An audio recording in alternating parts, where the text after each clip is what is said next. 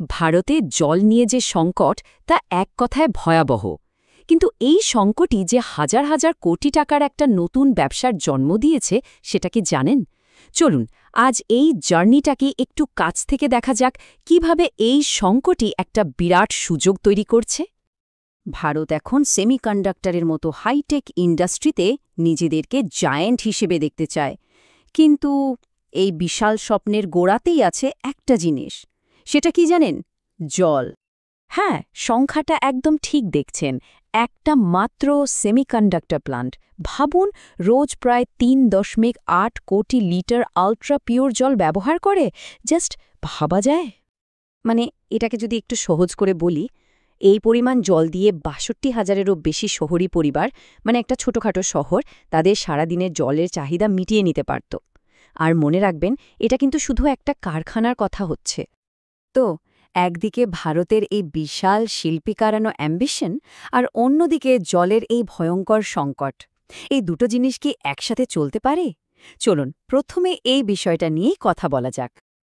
এই যে ইন্ডাস্ট্রির জলের চাহিদা, এটা তো গল্পের একটা দিক মাত্র। আসল সমস্যাটা কিন্তু আরও অনেক গভীরে। চলুন এবার একটু বড় ছবিটা দেখি। মানে জাতীয় স্তরের চাহিদা আর যোগানের মধ্যে ফারাকটা ঠিক কতটা।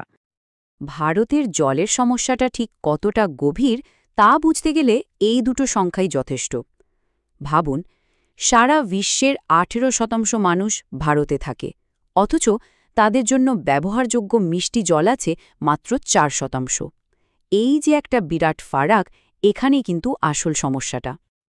আচ্ছা, তাহলে প্রশ্ন হল, এই জলটা আখির যায় কোথায়?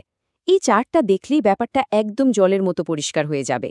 দেখুন, ৮৩%, মানে সিংহভাগ জলই চলে যায় কৃষিকাজে। এরপর ইন্ডাস্ট্রিতে যায় ৯%, আর আমাদের মানে ডোমেস্টিক ব্যবহারে লাগে ৮%।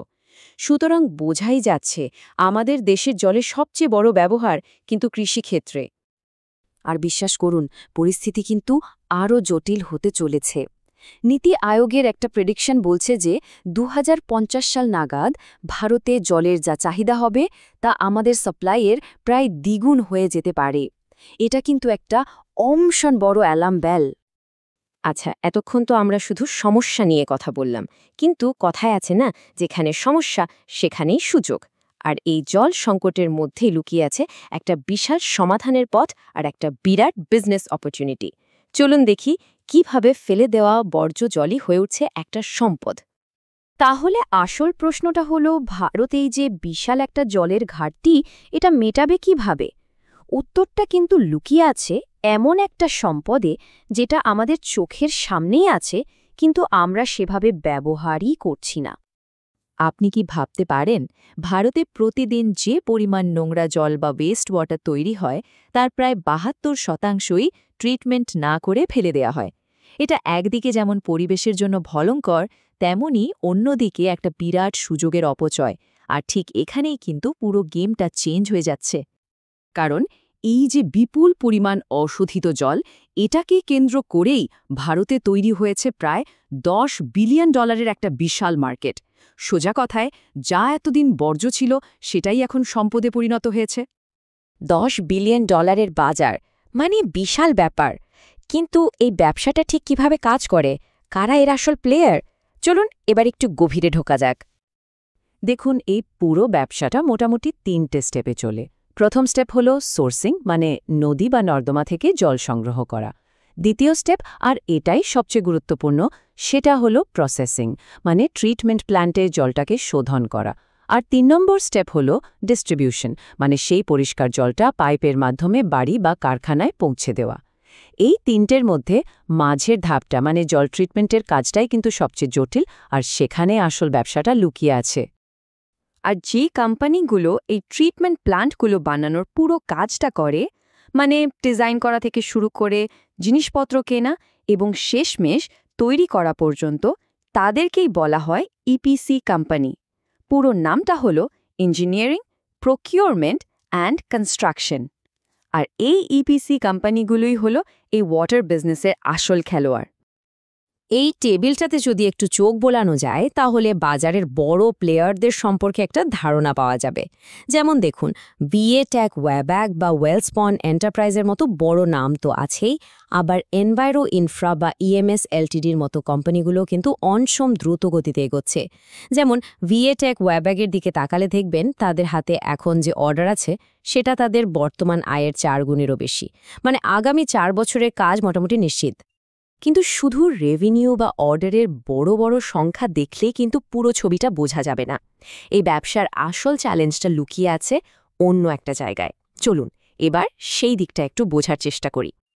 যেমনটা একটা সোর্সে খুব সুন্দর করে বলা হয়েছে, এই সেক্টরের পুরো খেলাটাই হলো ওয়ার্কিং ক্যাপিটাল ম্যানেজমেন্টের। মানে খাতায় কলমে কত লাভ হলো তার চেয়েও অনেক বেশি গুরুত্বপূর্ণ হলো হাতে নগদ টাকা থাকছে কিনা। এখানে ক্যাশই হলো আসল কিং। এই টেবিলটা দেখলেই সমস্যাটা আরও পরিষ্কার হয়ে যাবে। হয় কি, কোম্পানিগুলো তো প্রজেক্ট শেষ করে দেয়, কিন্তু বেশিরভাগ ক্ষেত্রেই এদের ক্লায়েন্ট হলো সরকারি সংস্থা, আর সেখান থেকে টাকা পেতে অনেক দেরি হয়। ফলে কি হয়, খাতায় কলমে তো প্রফিট দেখাচ্ছে কিন্তু হাতে ক্যাশ আসছে না। ভিএটেক, ওয়াবাক ছাড়া বাকি কোম্পানিগুলোর অবস্থা যদি দেখেন তাহলে দেখবেন তাদের ক্যাশ ফ্লো কিন্তু খুবই দুর্বল, এমনকি নেগেটিভও। এত সব চ্যালেঞ্জের কথা শুনে মনে হতে পারে যে ব্যবসাটা খুব কঠিন। হ্যাঁ, কঠিন তো বটেই, কিন্তু তার সত্ত্বেও এই সেক্টরের ভবিষ্যৎ কিন্তু খুবই উজ্জ্বল। কি কি নতুন ট্রেন্ড আসছে আর লং টার্মে কি হতে চলেছে, চলুন আমাদের আলোচনার শেষ পর্বে সেটাই দেখে নিই। এই যে ওয়ার্কিং ক্যাপিটালের সমস্যা, এটা সামলানোর জন্য কোম্পানিগুলো এখন একটা দারুণ স্ট্র্যাটেজি নিচ্ছে। তারা শুধু ইপিসি কন্ট্রাক্ট মানে শুধু প্ল্যান্ট বানিয়েই থেমে যাচ্ছে না, বরং তারা এখন 15-20 বছরের জন্য সেই প্ল্যান্টটা চালানো এবং তার দেখভাল করার দায়িত্বও নিচ্ছে। এটাকে বলা হয় O&M বা অপারেশনস অ্যান্ড মেইনটেনেন্স কন্ট্রাক্ট। এর সবচেয়ে বড় সুবিধা হলো এখান থেকে একটা লম্বা সময় ধরে নিয়মিত নিশ্চিত আয় আসতে থাকে, ফলে ক্যাশফ্লোর সমস্যাটাও অনেকটাই কমে যায়। ভবিষ্যতের দিকে তাকালে আরও কয়েকটা ইন্টারেস্টিং ট্রেন্ড চোখে পড়ছে। একটা হলো অ্যাসেট লাইট মডেল, মানে কোম্পানিগুলো এখন দামি সরঞ্জাম নিজে না কিনে ভাড়া নিচ্ছে। এতে তাদের ওপর থেকে ক্যাপিটালের চাপ কমছে। আর একটা বিশাল বড় ক্ষেত্র হল ডিস্যালিনেশন, মানে সমুদ্রের নোনা জলকে মিষ্টি জলে পরিণত করা। আর এই ফিল্ডে ভিএটেক, ওয়াবাক কিন্তু একটা গ্লোবাল লিডার। তবে সবচেয়ে বড় যে চালিকা শক্তি সেটা হলো সরকারি বিনিয়োগ। ক্রিসিএলের একটা রিপোর্ট বলছে আগামী 5 বছরে ভারত সরকার শুধুমাত্র জল খাতে প্রায় 14 লক্ষ কোটি টাকা বিনিয়োগ করতে চলেছে। ভাবুন একবার অঙ্কটা। এই বিপুল পরিমাণ টাকা যখন বাজারে আসবে তখন পুরো সেক্টরের চেহারাই বদলে যাবে। সুতরাং শেষ প্রশ্নটা কিন্তু এটাই, সরকারের এই যে বিপুল বিনিয়োগের সুনামি আসতে চলেছে তাতে ভেসে কোন কোম্পানিগুলো শেষ পর্যন্ত টিকে থাকবে, কারা ভারতের জল সংকট মেটাতে পারবে এবং সেই সাথে লাভজনকভাবে ব্যবসাটাও করতে পারবে, এর উত্তর তো সময়ই দেবে।